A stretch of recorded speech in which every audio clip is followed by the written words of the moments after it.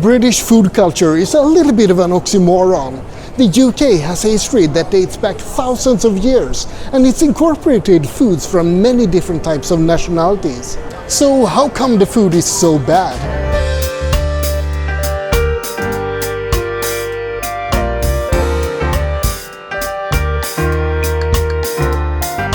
British food is sometimes described by foreigners as soggy, bland, overcooked, and visually unappealing. Is it really that bad though? In theory, Britain should have everything it needs to create quality dishes. Good climate for growing crops and raising cattle, a variety of cultures to draw inspiration from, and long traditions of cooking. In fact, there's a lot of British food and produce that has very high quality. British cheese is quite famous. Sure, many people talk about French cheese, but Britain has a lot of quality blue cheeses, as well as other famous hard and soft cheeses. Angus beef is also considered top of the line when it comes to quality meats. If you see Angus beef on the menu, you know there's gonna be good eating. The UK also has quality vegetables and other produce, so there's not really a problem with the raw building blocks for creating quality food here. Other things that the UK does well is beer, snacks, chocolate, custard, and Sunday roasts. And we mustn't forget about sausages. English and British sausages have a very good reputation. Sausage is a classic peasant food, and that's something that the UK always has delivered on. Sometimes when talking about good British food, Indian cuisine comes up. Sure, Indian is great, but keep in mind, it's an imported food. The modern vindaloo, for example, is of course Anglified and has very little to do with original Indian cooking, but it still builds on Indian cooking traditions, so I'm gonna disqualify it from this discussion. But all in all, there's really nothing to complain about when it comes to the quality of produce or the skills in making certain types of dishes. So despite all of that, how come so much British food ends up soggy, bland, and visually unappealing?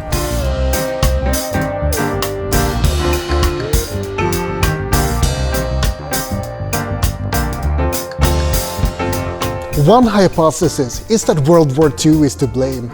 There was a lot of rationing going on during the war, and people had to eat canned food, powdered eggs, and simple bad types of bread.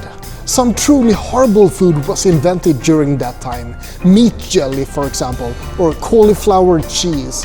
But World War II isn't a good explanation. Other countries were also harshly rationed back then, but they still maintained their food culture afterwards. Also, traditional peasant cooking means to make use of everything in creative ways, and there are many food cultures, such as in Denmark, where this doesn't lead to bad cuisine. So it doesn't really look like we can blame it on the war. Another theory that sounds a bit weird at first is that British people are too repressed to enjoy cooking. Many countries cook with love. In Italy, Japan or India, cooking is a passion, and it's a special thing to prepare a meal for one's family or loved ones. In Britain, not so much. Cooking anything more special than lasagna and garlic bread is seen as exotic and maybe even suspicious. Cooking is often a chore to put food on the table, not a special treat for someone special. One article I found expanded on this idea and suggested that British people are too sexually repressed to enjoy preparing food. A fun example is that there was an uproar when Nigella Lawson started talking about how she's gonna pound some bread dough. Maybe a little bit of an overreaction. The article I found talks about how cooking should be a sensual and erotic process, getting down and dirty with the food, getting wet and sticky.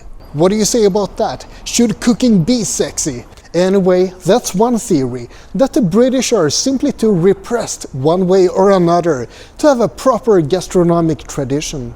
Cooking should be done with love, or with eroticism according to some, but maybe the British simply don't dare let out those feelings in the kitchen.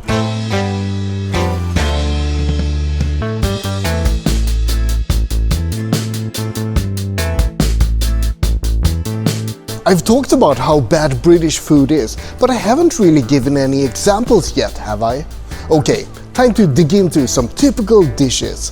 First of all, let's talk about fish and chips. Or do we really have to? I mean, it's just fried and battered cod served with French fries. That's it.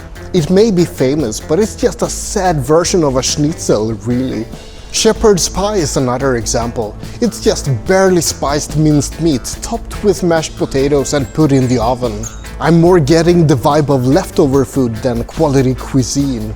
Looking a bit north, we also have a lot of regional specialties from Scotland. Haggis, bannock, brose, Cullen skunk and other things that just sound like made-up words. They're probably all filled with entrails. And let's not forget that deep-fried Mars bars comes from up there. But there's more. Jellied eels, mushy peas, black pudding, spotted dick and toad in a hole. In most cases, those are either very simple dishes or completely vile, or a combination of both. Let's not forget about the full English breakfast. Surely I can have nothing bad to say about that. Of course I can't complain about the English breakfast. The beans are bland, the sausage and bacon isn't all that great, and it's all just fried and put together on a plate. It's not really a gastronomic experience, not a good one at least. And finally, a special place in hell is reserved for the people who invented Marmite. Have you ever tried Marmite? It's a completely insane condiment. Salty fermented yuck that you're supposed to spread on bread. British people simply must lack taste buds to come up with something like Marmite. And that's saying quite a bit as a Scandinavian, because we have our fair share of horrible foods.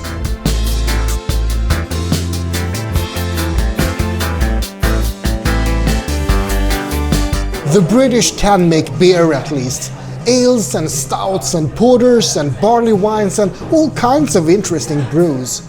The earliest mention of beer being brewed in England is from 1412, and brewing beer has just become more and more popular since then.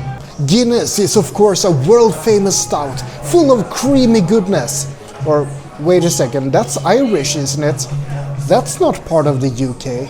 Oh well, at least a good pint of Stella proves the quality of British lager. Or wait, Stella Artois is a Belgian beer. That's not British either. What other beers do British people drink? Wait a second, I need to Google this. What are the top beer brands that people in the UK drink? Budweiser, Coors Light? Nope, those are American. Heineken, that's Dutch. Carlsberg, that's Danish. And apparently Peroni is very popular right now as well. But that's definitely not British. You know what? Maybe British beer isn't really as famous as I thought after all. On that beery bombshell, it's about time to wrap up this dive into British cuisine. I hope you enjoyed it. Like and subscribe, but most importantly, have a great day. Oh, and cheers.